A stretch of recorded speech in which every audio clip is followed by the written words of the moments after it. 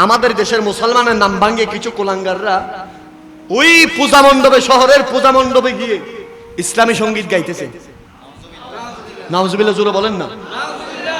আল্লাহু আকবার স্লোগান দিচ্ছে, নাউজুবিল্লাহ জোরে বলেন। এই দুষ্টমি ইসলামকে কলঙ্কিত করার কথা কে বলেছে? এটা কংগ্রেস সাম্প্রদায়িক সম্প্রীতি হতে পারে না।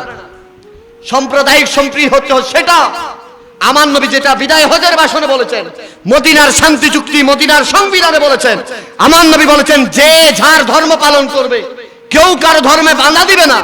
এটাই হচ্ছে সাম্প্রদায়িক সম্প্রীতি। জোরে বলেন সুবহানাল্লাহ। কারো ধর্মে বাধা না দেওয়া এই মানে কি মন্দির ভাড়া দেওয়া, মূর্তি ভাড়া দেওয়া, মূর্তির সামনে গিয়ে নামাজ পড়া, মূর্তির সামনে গিয়ে হাত তুলে মোনাজাত করা? এদের ব্রেন কোথায়, আকল কোথায় গেলে মূর্তির সামনে মোনাজাত করতেছে? নাউজুবিল্লাহ ঘরে গিয়ে বলবেন। আল্লাহ এই ইসলামের দুশমনদের থেকে আমাদেরকে হেফাজত করুন।